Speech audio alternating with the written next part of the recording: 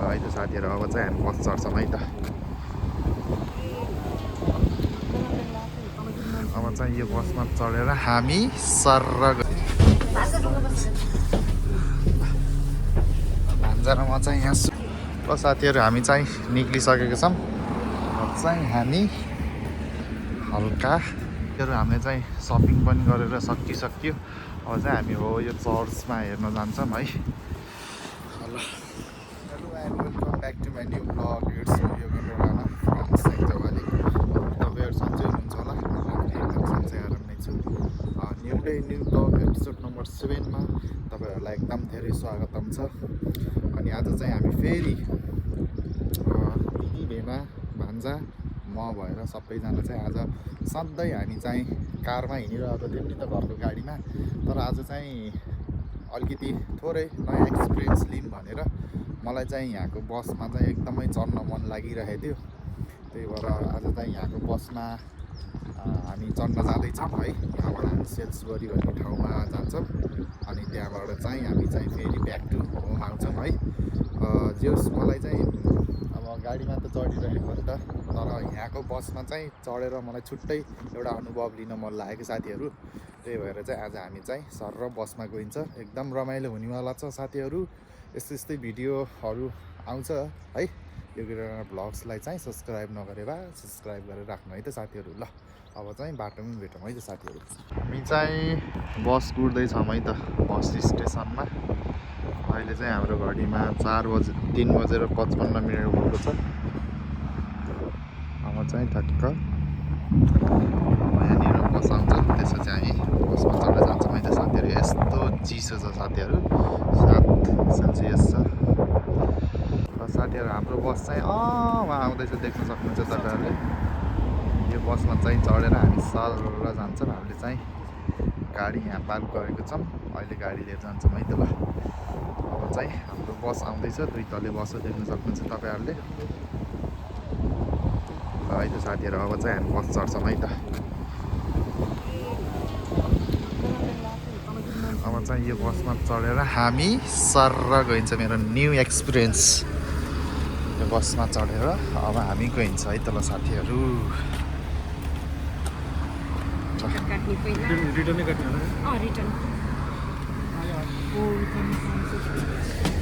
आइसक्यो है त साथीहरू कति टेम्परेचरले बाहिरको र यहाँको केही होइन यो चाहिँ 2 तलवाला हो हामी चाहिँ माथिल्लो फ्लोरमा जान्छौँ बसको यस्तो छ माथि चाहिँ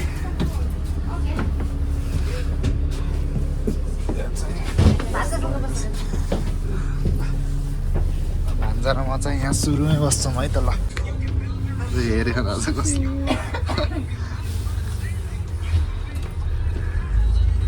यो चाहिँ बसबाट खिचेको फुटेज है त साथीहरू के भयो नि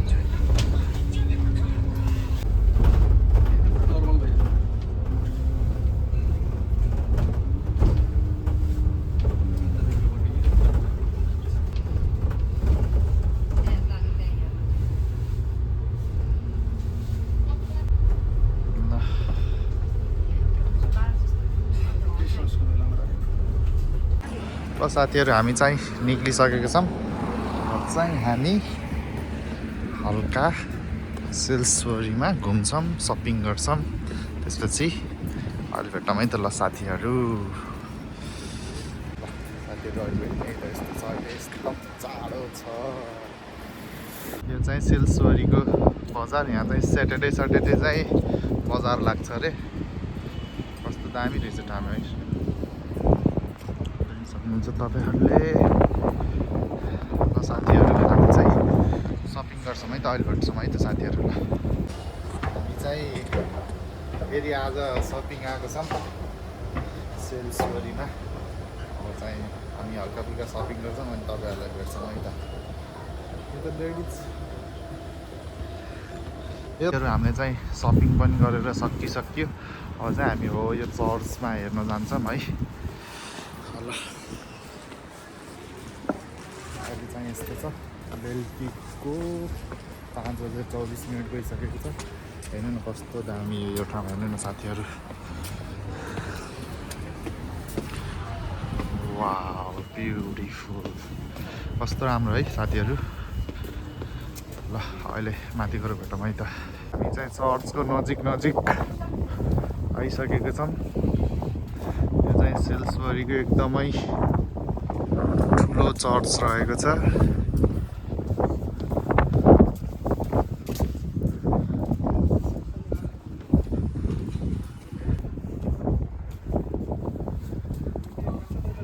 ल साथीहरू फाइनल्ली हामी चाहिँ, ओ माई गड कत्रो ठुलो है यो चर्च, देख्न सक्नुहुन्छ तपाईँहरूले। ओहो कत्रो हो त नि यो चर्च। यो मोबाइलमा भन्दा आँखाले हेर्दा बहुत ठुलो है साथीहरू। कस्तो बवाल हो यार यो चर्च यार। ओ माई गड।